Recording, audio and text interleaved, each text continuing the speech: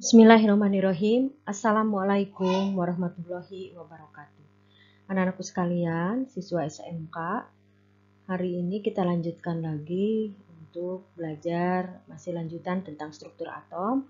Kali ini kita akan membahas tentang konfigurasi elektron berdasarkan teori mekanika kuantum atau teori atom modern.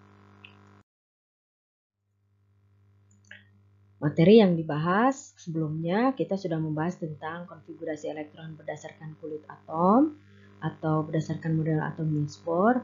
Nah, yang sekarang adalah berdasarkan teori atom mekanika kuantum atau teori atom modern. Nah, berikutnya video yang berikutnya nanti akan membahas tentang korelasi konfigurasi elektron dengan sistem periodik unsur.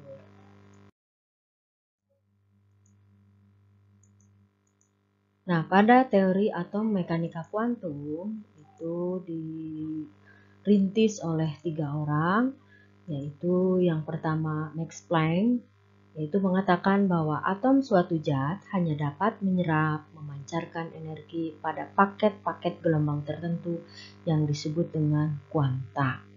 Berikutnya adalah Louis de Broglie, itu tentang dualisme sifat materi, yaitu materi dapat bersifat sebagai partikel dan sekaligus dapat mempunyai sifat sebagai gelombang.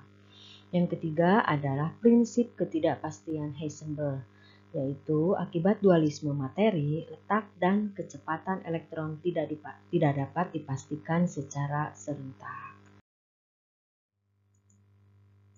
Nah, dari ketiga prinsip tersebut, maka dibuatlah postulat persamaan gelombang Schrödinger, yaitu persamaan gelombang yang digunakan untuk mendeskripsikan keberadaan elektron di dalam atom atau yang disebut dengan bilangan kuantum.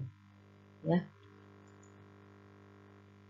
Nah, kita tahu bahwa di dalam atom itu ada inti atom, ada kulit atom, ya, kulit atom berlapis-lapis dari kulit ke-1, ke-2, ke-3, ke-4, ke-5, ke-6, ke-7 dan seterusnya.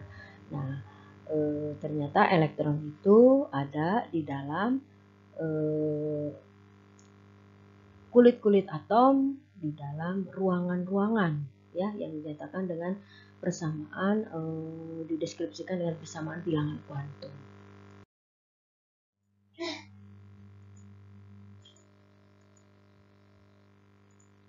Bilangan kuantum itu ada 4 macam.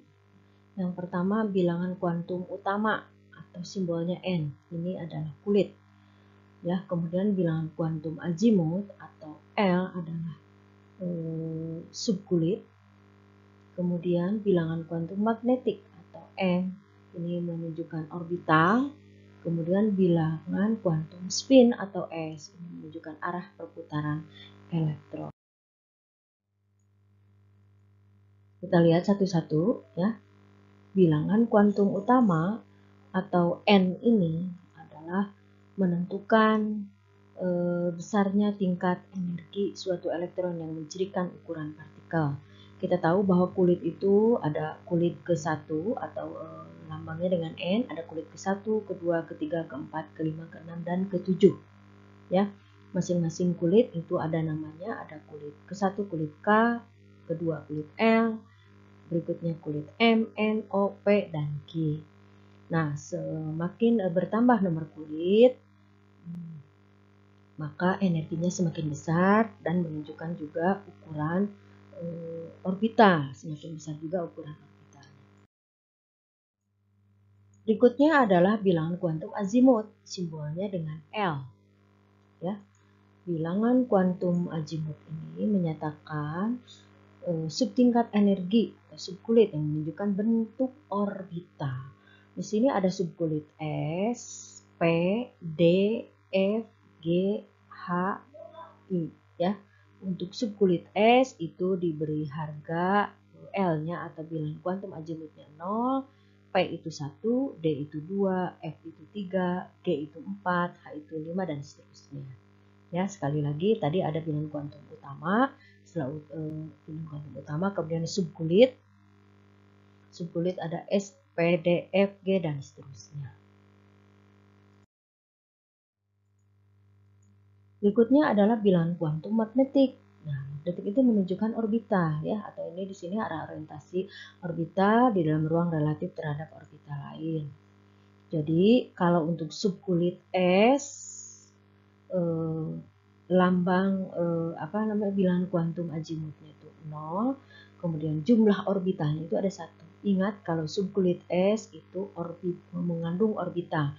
Jadi di dalam kulit ada subkulit, di dalam subkulit ada orbita ya. Nah, subkulit es itu punya orbitanya itu 1 ya. Ini nomor bilangan kuantum bilangan magnetiknya itu adalah 0 ya. Kemudian subkulit P itu mempunyai orbitalnya 3. Itu ini nomor orbitalnya -1, 0, +1. Kemudian subkulit D itu mempunyai orbital 5 ya. Kemudian ini nomor bilangan kuantum magnetiknya itu -2, -1, 0, +1, +2. Ada 5 kan? 1, 2, 3, 4, 5. Jadi ibaratnya subkulit itu seperti halnya rumah ya, rumah dengan tipe-tipe yang berbeda. Kemudian orbita itu menunjukkan kamar. Jadi untuk subkulit es itu kamarnya ada 1, ini nomor kamarnya.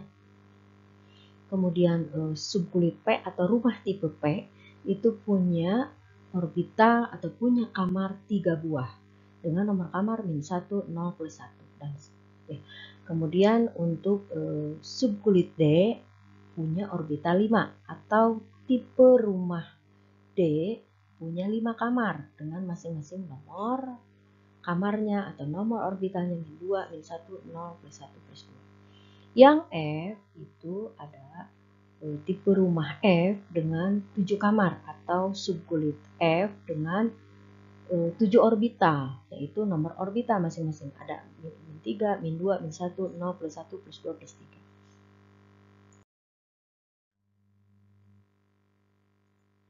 Kemudian bilangan kuantum spin ya. Bilangan kuantum spin itu menyatakan rotasi elektron. S itu bisa mempunyai nilainya +setengah atau dinyatakan biasanya dengan diagram orbitalnya itu diisi dengan tanda panah mengarah ke atas itu +setengah. Kemudian ada S atau spin yang mempunyai nilai -setengah itu dinyatakan dengan tanda panah yang mengarah ke bawah. Ya. Jadi kalau ini ibaratnya arah perputaran elektron, kemudian bilangan kuantum spin itu tidak berhubungan secara langsung dengan 3 bilangan kuantum lainnya. Jadi sekali lagi disimpulkan, jadi di bilangan kuantum itu ada bilangan kuantum utama, kulit itu ibarat kampung. Kemudian bilangan kuantum azimut ya atau subkulit SPDF itu seperti halnya rumah, tipe rumah. Kemudian di dalam rumah itu ada kamar. Nah, kamar diibaratkan orbital ya. Orbital itu tadi bilangan kuantum magnetik, ada nomor-nomornya. Kemudian yang terakhir kamar diisi elektron ya, atau elektron ada di dalam orbital. Kemudian elektronnya ada yang +setengah, ada yang -setengah. Nah, itu sebagai analogi saja untuk membantu pemahaman kamu agar tidak terlalu merasa kebingungan dengan bilangan kuantum tadi. Nah, di sini kita lihat rangkuman dari teori atom modern ya. Jadi kita lihat di sini, ini atom, ini ada nukleus atau inti atom. Inti atom itu mengandung proton dan neutron ya. Diingatkan lagi proton muatannya positif, neutron negatif. Sehingga inti atom muatannya positif. Kemudian di luar inti atom itu ada kulit atom. Kulit atom terdiri dari lapisan-lapisan atau lapisan kulit atom yang merupakan lintasan elektron untuk bergerak. Ya, elektron bermuatan negatif. Jadi di kulit atom itu ini ada bagian-bagian di dalam kulit atom itu ada kulit atom ya yang berlapis-lapis, ada kulit ke-1, ke-2, ke-3, ke-4, ke-5, ke-6, ke-7. Kulit yang paling dekat dengan inti atom itu kulit ke-1. Kulit kedua berikutnya. Semakin besar nomor kulit, semakin jauh jaraknya dari inti atom. Kemudian di dalam kulit atom itu ada subkulit. Ya, ada subkulit S, P, D, F dan seterusnya. Kemudian di dalam subkulit itu ada orbital. di dalam orbita ada elektron. Jadi elektron itu adanya di dalam orbita. Orbita adanya di subkulit adanya di kulit atom. Jadi kalau Ibu analogikan lagi, kulit itu seperti kampung. Di kampung subkulit itu seperti rumah. Orbita itu kamar. Elektron itu orang ya yang mengisi kamar. Jadi ini bertahap. Kemudian inti atom itu mengandung partikel tadi proton dan neutron. Proton positif, neutron netra, sementara elektron itu bermuatan negatif adanya di kulit atom. Itu rangkuman dari teori mekanika kuantum.